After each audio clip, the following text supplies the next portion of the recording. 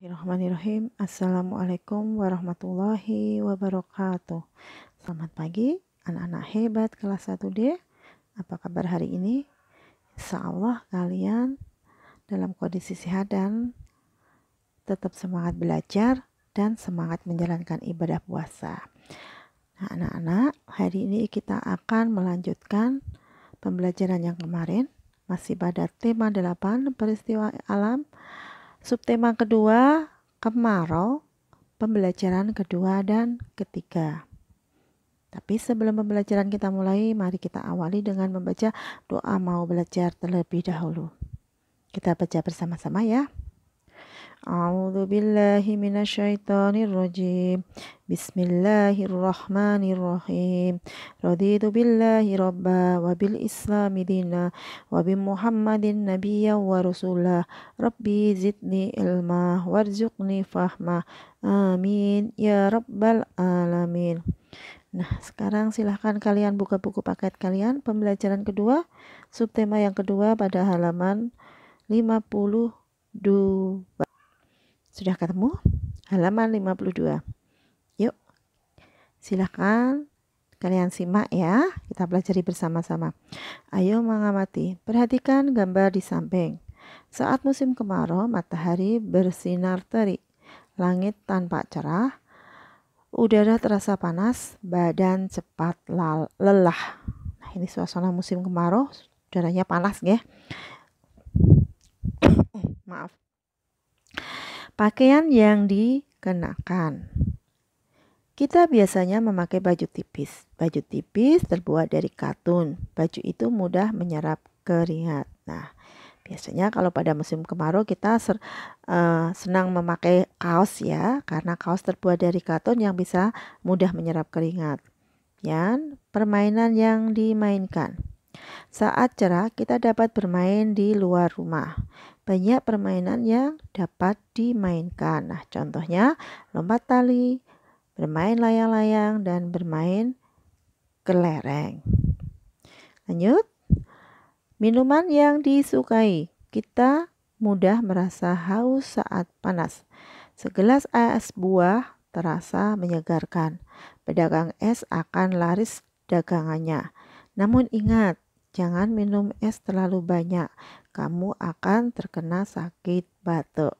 Nah, karena musim kemarau kita mudah merasa haus, memang kalau minum es itu rasanya enak sekali ya, segar. Tapi ingat ya, nggak boleh banyak-banyak karena kita bisa sakit batuk. Dan penyakit yang muncul. Pada musim kemarau banyak nyamuk berterbangan. Waspadalah terhadap penyakit yang ditularkan nyamuk. Contoh penyakit itu adalah demam berdarah, halaman berdebu. Oh ya, maaf, ini gambar penyakit gambar nyamuk demam berdarah ya. Kemudian bawahnya halaman berdebu. Debu menyebabkan gangguan pernafasan. Debu juga menyebabkan gangguan mata. Bawahnya ayo berlatih. Lengkapi kalimat di bawah ini. 1. Baju yang mudah menyerap keringat terbuat dari katun. 2. Saat cerah kita dapat bermain di luar rumah. 3. Bila terlalu banyak minum es akan sakit batuk. 4. Contoh penyakit yang ditularkan oleh nyamuk adalah demam berdarah. 5. Debu dapat mengganggu pernafasan dan mata. Nah, silahkan nanti kalian isi di buku paket kalian ya. Lanjut. Ayo beraktivitas. Beri tanda centang untuk benda yang sesuai untuk musim kemarau. Nah, ini pertama kaos ya. Jaket enggak, karena panas kita enggak perlu jaket ya. Kaos, kemudian es krim enak diminum saat musim kemarau. Kemudian topi untuk mengurangi rasa panas. Kemudian kipas dan buah semangka. Nah, kemudian bawahnya untuk halaman ini ayo berolahraga Bu Salma ya yang akan menjelaskan. Nah, kita lanjut ke halaman 57. Ayo membaca. Bacalah percakapan berikut. Saat di kolam renang, maaf.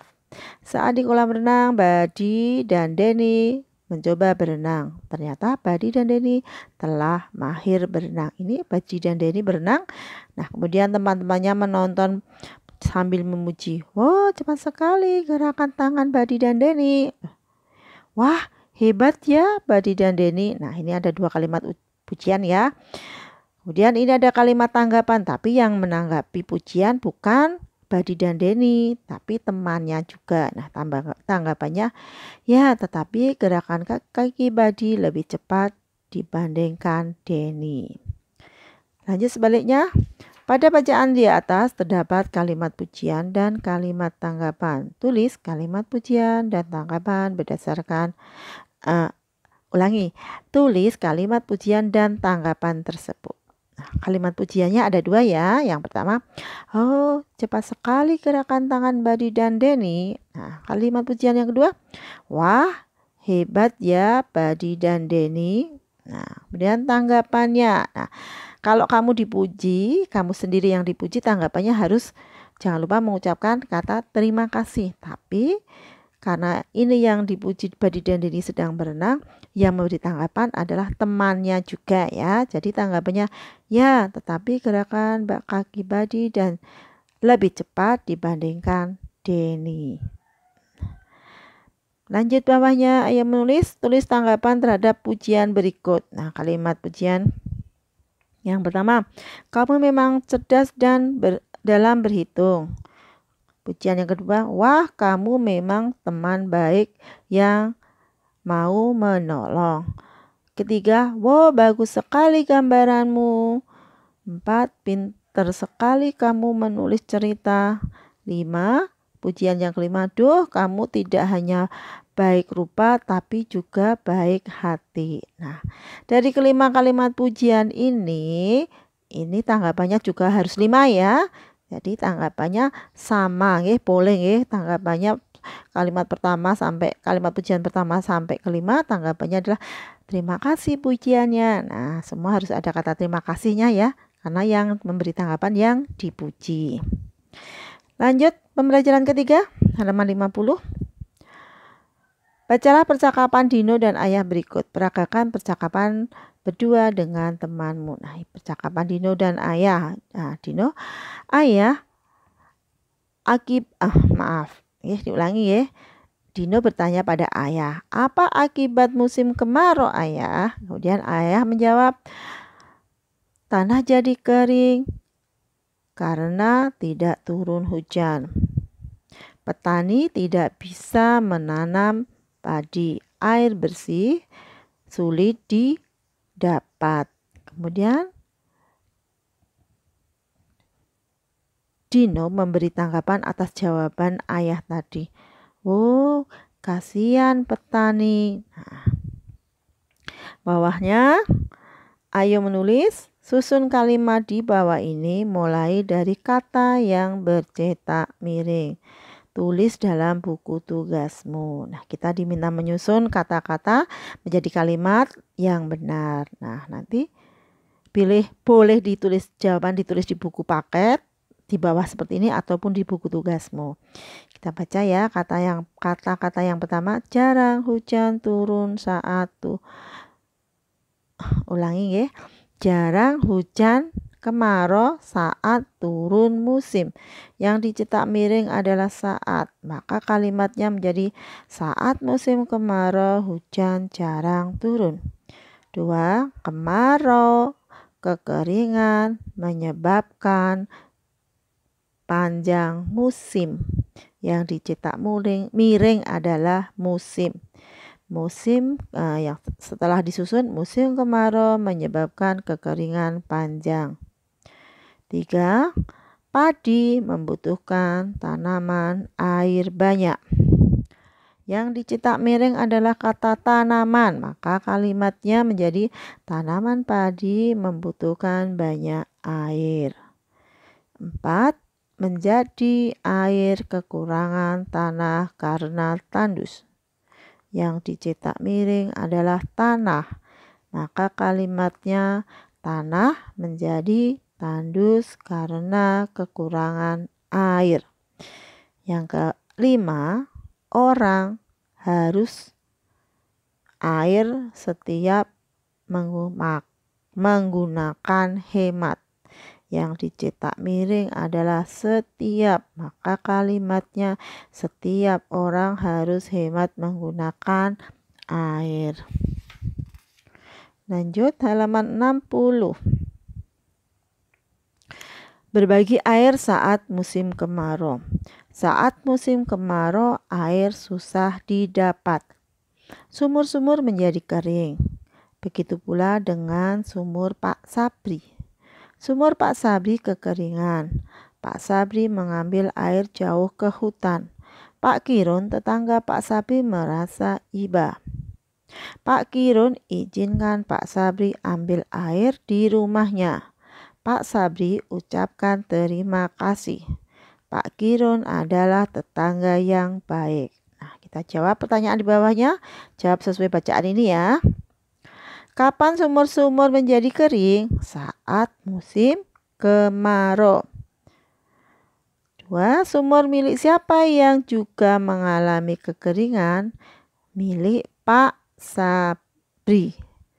3. Apa yang dilakukan Pak Kirun? Nah, Pak Kirun izinkan Pak Sabri ambil air di rumahnya. 5. Mengapa Pak Kirun merasa iba kepada tetangganya? Karena harus mengambil air jauh ke hutan. Nah, nanti ini juga kalian isikan ya di buku paket kalian. Lanjut sebelahnya. Ayo mengamati, perhatikan gambar berikut. Warga di sekitar rumah Bella kesulitan mendapat air bersih. Tetapi Danu dan Ari malah asik bermain air. Danu dan Ari banyak membuang air. Apakah perbuatan Danu dan Ari baik? Nah, perbuatan Danu dan Ari tidak baik karena banyak membuang air. Padahal warga sekitar rumah Bella kesulitan mendapat air bersih. Nah, ini harusnya Danu dan Ari itu menghemat air, tapi ini malah membuang-buang air. Ayo belajar bawahnya ya. Sikap yang ditunjukkan Pak Kirun sesuai dengan sila kelima Pancasila. Sila kelima menggambarkan kita untuk mau menolong orang lain. Sikap yang ditunjukkan Danu dan Ari tidak sesuai dengan sila kelima Pancasila. Sila kelima Pancasila melarang kita untuk melakukan pemborosan. Nah, ini karena Danu dan Ari ini membuang-buang air. Nah, berarti mereka melakukan pemborosan. Jadi tidak sesuai dengan sila kelima. Halaman 62. Berikut ini adalah lambang sila-sila Pancasila. Lingkari lambang sila kelima Pancasila. Nah, kemudian digambar ya. Nah, ini lambang sila kelima Pancasila adalah padi dan kapas. Nah, kemudian pada kotak yang tersedia di sini silahkan kalian gambar lambang sila kelima padi dan kapas seperti ini ya. Dan bawahnya tulis isi sila kelima Pancasila pada tempat di bawah ini. Isi itu maksudnya bunyinya. Nah, bunyi sila kelima adalah keadilan sosial bagi seluruh rakyat Indonesia. Lanjut halaman 63. Sambil bercakap-cakap, Ayah dan Dino makan kue buatan ibu. Nah, ini Dino memuji kue buatan ibu. Wah, kue buatan ibu enak sekali. Kemudian Ayah memberi tanggapan ya. Ya Dino, kue buatan ibu rasanya lembut dan gurih. Kemudian Dino berkata lagi, duh senangnya punya ibu pandai buat kue. Nah, tulis kalimat pujian pada percakapan di atas dalam buku tugasmu. Tulis pula tanggapan ibu untuk pujian itu. Nah, kalimat pujiannya adalah wah, kue buatan ibu enak sekali. Nah, kemudian ibu memberi tanggapan atas pujian Dino. Itu terima kasih Dino atas pujiannya. Nah, bisa ditulis di sini atau di buku tulis kalian ya. Dan bawahnya ayo belajar Selesai makan kue buatan ibu, ayah ajak Dino belajar. Ayah membuat sebuah timbangan. Ayah gunakan kelereng sebagai ukuran berat. Nah, perhatikan ini gambar buku yang ditimbang adalah buku menggunakan kelereng. Ini posisi buku dan kelereng sama. Nah, kalau untuk menimbang benda itu posisinya dengan alat timbangannya harus sama nggih, dengan alat ukurnya. Nah, ini alat ukurnya adalah kelereng, maka posisi buku harus sama dengan posisi kelereng. Jadi, posisi buku dan kelereng sama. Jadi, berat buku sama dengan 8 kelereng. Maaf. Sebelahnya, posisi berat pensil dan kelereng sama. Jadi berat pensil sama dengan 1 kelereng. Maaf agak serak ya. Lanjut. Sebaliknya, urutan berat benda dari yang ringan adalah, nah kalau diurutkan dari 2 benda tadi, dari yang urutannya dari yang ringan adalah pensil baru buku. Tapi jika urutan benda dari yang paling berat, maka urutannya adalah buku dan baru pensil. Bawahnya, ayo berlatih. Tentukan berat benda berikut. Nah, ini sudah posisi seimbang ya. Berat pulpen, nah dihitung berapa kelereng diisi. Nah, berat rautan berapa kelereng dihitung ya, diisi. Berat buku berapa kelereng dihitung, diisi di bawahnya. Berat penghapus, nah silahkan dihitung sama dengan berapa kelereng.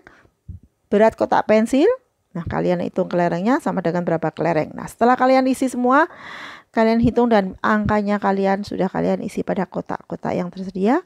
Kemudian kalian diminta urutkan benda dari yang paling ringan beratnya adalah sebagai berikut. Nah, dari angka-angka atau jumlah kelereng itu ketahuan yang paling berat yang mana, yang paling ringan yang mana. Nah, kalian diminta mengurutkan dari yang paling ringan, ya. Paling ringan itu, ya ini yang paling ringan adalah rautan. Nah, ini nomor 1 paling ringan rautan. Terus apa ya. Yang nomor 5 terakhir ini yang paling berat. Nanti kalian urutkan sendiri ya nama bendanya. Nah, untuk halaman 64 ini nanti hasil pekerjaan ini yang harus kalian kirim ke Google Classroom. Ingat nggih, sebelum jam 21 atau jam 9 malam. Kita lanjutkan dulu nggih pembelajaran ketiga yang terakhir, yaitu ayo lakukan ukurlah benda-benda berikut. Buatlah timbangan berat dari gantungan baju dan kantong plastik. Gunakan ukuran berat dan dengan baterai. Nah, kalian diminta mengukur berat benda-benda ini dengan menggunakan timbangan berupa hanger, dikasih kresek ya, dikasih kantong kresek bagian kiri dan kanannya, kemudian disiapkan baterai atau boleh kelereng ya kalau nggak punya, tapi ini baterai ya, harus baterai ya. Nah, ditimbang berat buku sama dengan berapa baterai, berat topi berapa baterai. Nah, ini kalian timbang, kemudian kalian isi dan kalian urutkan dari yang paling ringan. Nah, urutan dari yang paling ringan terakhir sampai yang berat sendiri. Nah, untuk halaman 65 ini, jika kalian mempunyai alatnya atau kalian sempat, boleh kalian kerjakan, ya. Boleh dikerjakan sendiri ya. Nah, demikian tadi anak-anak untuk pembelajaran hari ini. Pembelajaran kedua dan ketiga sudah Bu Farida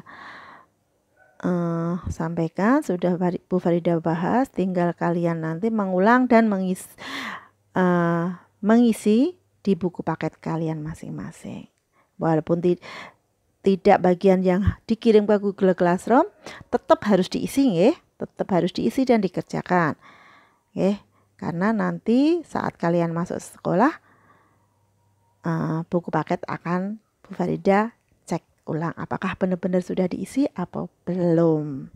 Kemudian untuk yang harus dikirim adalah halaman 64 ini. Nah, mari pembelajaran kita akhiri dengan bacaan Alhamdulillahirrabbilalamin. Subhanakallahumma wa bihamdika asyhadu alla ilaha illa anta astaghfiruka wa atubu ilaik. Mohon maaf bila ada kekurangan dalam menyampaikan atau membahas materi hari ini. Buat anak-anak semua, selamat belajar dan tetap semangat menjalankan ibadah puasa. Akhirul kalam, wassalamualaikum warahmatullahi wabarakatuh.